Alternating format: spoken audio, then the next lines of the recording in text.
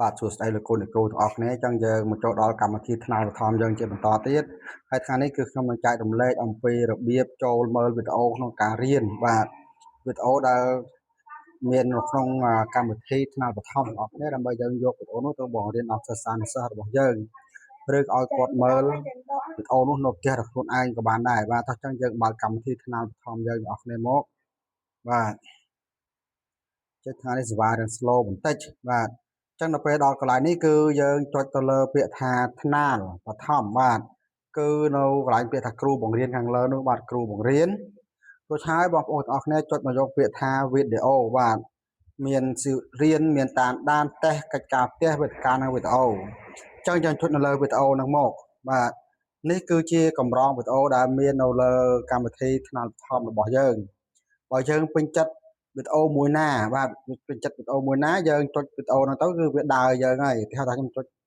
លើវីដេអូនេះមួយបាទតែខ្ញុំចុចចាំមកនោះវានឹងមានវីដេអូយើងបាទអញ្ចឹងយើងចុច play មកបាទនេះជាវីដេអូរបស់គេយើងរំលឹកស្រអា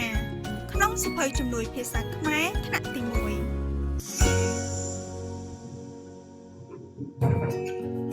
កុំមើលរូបនេះទាំងអស់គ្នារូបនេះគឺជារូបអីគេគុនធ្លាប់បានឃើញអត់បាទចាអញ្ចឹងបើសិនជាយើងចង់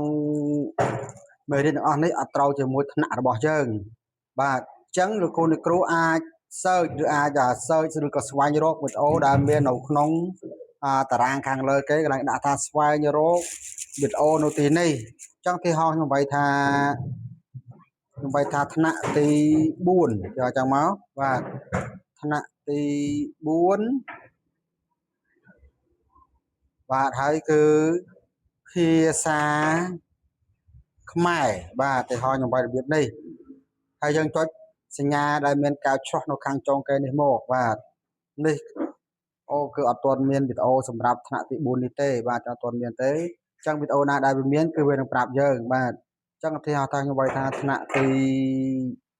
2ទីហោអញ្ចឹងទៅបាទខ្ញុំសើចទៀតមកមិនទាន់មានដូចគ្នាដែរបាទអញ្ចឹងកន្លែងនេះគឺជាកន្លែងសម្រាប់គេ search មេរៀនបាទ search វីដេអូដល់ឡែកមកមើលនៅខាងចុងនេះគេដាក់ថាបញ្ជីចាក់មេរៀនបាទនេះបញ្ជីចាក់មេរៀន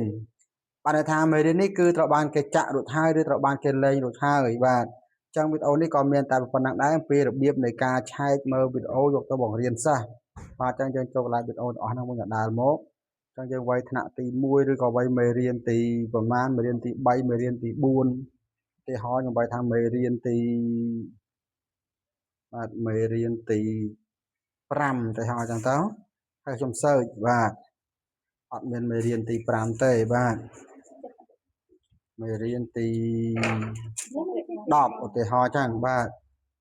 នេះមេរៀនទី10អញ្ចឹងគឺវាឲ្យយើងហើយនៅមេរៀនទី10លោកគ្រូឃើញទេវាសើចឲ្យយើងហើយបាទប៉ុន្តែដោយសារថ្នាលបឋមនេះគឺប្រពន្ធខ្ញុំគាត់បង្រៀនត្រឹមថ្នាក់ទី1អញ្ចឹងវីដេអូដែលវាបង្ហាញនេះគឺបង្ហាញតែថ្នាក់ទី1ទេបាទគឺអត់បង្ហាញថ្នាក់ទី3ទី4ទី5ទេដោយសារគាត់បង្រៀនតែថ្នាក់ទី1អញ្ចឹងវីដេអូវាបង្ហាញមកគឺបង្ហាញតែមេរៀននៅក្នុងថ្នាក់ទី1តែប៉ុណ្ណោះអញ្ចឹងយើងមិនអាចវាយថ្នាក់ទី2ទី3ទី4បានទេតែបើលោកគ្រូបង្រៀនថ្នាក់ទី3វាយថ្នាក់ទី3គឺវានឹងចេញបាទអញ្ចឹងវីដេអូនេះក៏មានតែប៉ុណ្ណេះដែរយើងនឹងជួបគ្នានៅវីដេអូក្រោយៗទៀតអរគុណច្រើន